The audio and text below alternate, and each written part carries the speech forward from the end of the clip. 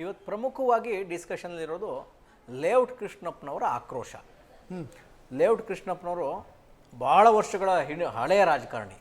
ಈ ಬೆಂಗಳೂರು ಭಾಗದಲ್ಲಿ ಕಾಂಗ್ರೆಸ್ ಶಾಸಕರನ್ನ ಗೆಲ್ಸ್ಕೊಂಬರೋದಕ್ಕೆ ಸುಮಾರು ಕಾಂಟ್ರಿಬ್ಯೂಟ್ ಮಾಡಿರುವ ಲೀಡ್ರು. ಸೋಮಣ್ಣ ಅವರು ಅಣ್ಣ ತಮ್ಮದಿರ ಥರ ಇದ್ದರು, ಇಬ್ಬರು ಕಡು ವಿರೋಧಿಗಳಾಗಿ ಬದಲಾದರು. ಆಮೇಲೆ ಸೋಮಣ್ಣವ್ರಿಗೆ ಭಾಳಷ್ಟು ಅವಕಾಶಗಳೆಲ್ಲ ಸಿಕ್ತು.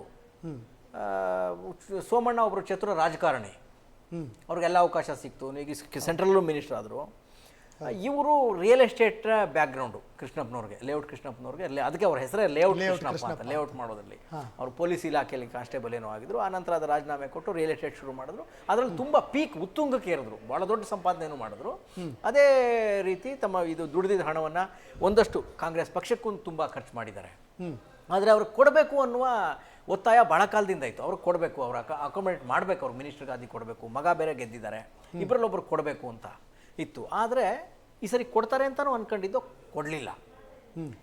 ಏನು ಅಂತ ಚೆಕ್ ಮಾಡೋಕೆ ಹೋಗ್ಬೇಕಾದ್ರೆ ಒಂದು ಎಕ್ಸ್ಕ್ಲೂಸಿವ್ ಇನ್ಫಾರ್ಮೇಷನ್ ಸಿಕ್ತು ನನಗೆ, ತುಂಬ ಏನೋ ಅವ್ರ ಆಪ್ತ ವಲಯದಿಂದ.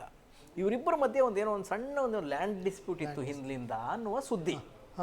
ಅದರ ಹೊರತಾಗಿಯೂ ಕೂಡ ಡಿ ಕೆ ಶಿವಕುಮಾರ್ ಅವರು ಒಂದು 2 months ಹಿಂದೆ ಅಂತೆ, 2 months ಹಿಂದೆ ಹೋಗ್ಬೇಕಾದ್ರೆ ಅಲ್ಲಿ ಹೋಗ್ಬೇಕಾದ್ರೆ ಇಲ್ಲ ರೀ ಕೃಷ್ಣಪ್ಪನಿಗೆ ಅಥವಾ ಅವ್ರ ಮಗನಿಗೆ ಇಬ್ಬರಲ್ಲೊಬ್ಬರು ಕೊಡಬೇಕು ಅಂತ ಮಾತಾಡಿದ್ರಂತೆ. ಡಿ ಕೆ ಶಿವಕುಮಾರ್ ಅವರೇ ಕೃಷ್ಣಪ್ಪನವ್ರಿಗೆ ಅಥವಾ ಮಗನಿಗೆ ಇಬ್ಬರಲ್ಲೊಬ್ಬರಿಗೆ ಅಕಾಮಡೇಟ್ ಮಾಡಲೇಬೇಕು, ಅವ್ರನ್ನ ಬಿಡೋಕ್ಕಾಗಲ್ಲ, ನಮ್ದೇನೇ ಇರಲಿ ಅಂತ ಹೇಳಿದ್ರಂತೆ.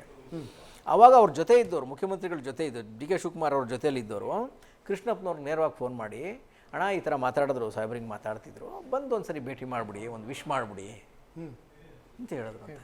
ಆದರೆ ಯಾವ ಕಾರಣಕ್ಕೂ ಕೃಷ್ಣಪ್ಪನವ್ರು ಹೋಗಲೇ ಇಲ್ವಂತೆ. ಅಂದರೆ ಈಗೋನೋ ಅಥವಾ ಅದೇನೋ ಗೊತ್ತಿಲ್ಲ, ಅಥವಾ ಇವರೇ ಬರಬೇಕಿತ್ತು ಅನ್ನೋ ಭಾವನೆನೋ, ಅಥವಾ ಅವ್ರಾಗವ್ರು ಫೋನ್ ಮಾಡಬೇಕು ಅಂತ ಭಾವನೆನೋ ಗೊತ್ತಿಲ್ಲ.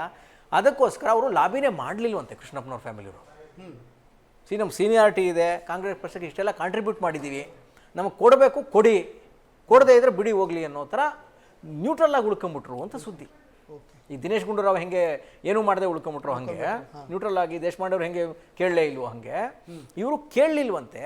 ಹಾಗಾಗಿ ಇವರೆಲ್ಲ ಭಯಂಕರ ಲಾಬಿ ನಡೀತಾ ಇತ್ತಲ್ಲ, ಲಾಬಿಗಳಲ್ಲಿ ಏನೋ ಕೇಳದೇ ಇದ್ದರೆ ಬೇರೆಯವ್ರು ಏನು ಬೇಕು ಕಿತ್ಕೊಂಡು ಹೋದರು ಅಂತ. ಮುಖ್ಯಮಂತ್ರಿಗಳು ಬೇಕು ಅಂತ ಇವ್ರನ್ನೇನು ಟಾರ್ಗೆಟ್ ಮಾಡಿ ತಪ್ಪಿಸಿಲ್ಲ, ಸಿಕ್ಕಾಪಟ್ಟೆ ಕಾಂಪಿಟೇಷನ್ ಇತ್ತು, ಇವ್ರು ಲಾಬಿನೇ ಮಾಡಲಿಲ್ಲ, ಹಾಗಾಗಿ ಕೈ ತಪ್ಪಿತು ಅಂತ ಒಂದು ಏನೋ ಸುದ್ದಿ ಇವತ್ತಿನ ಹರಿದಾಡ್ತಾ ಇದೆ ವಸಂತ್. ಓಕೆ.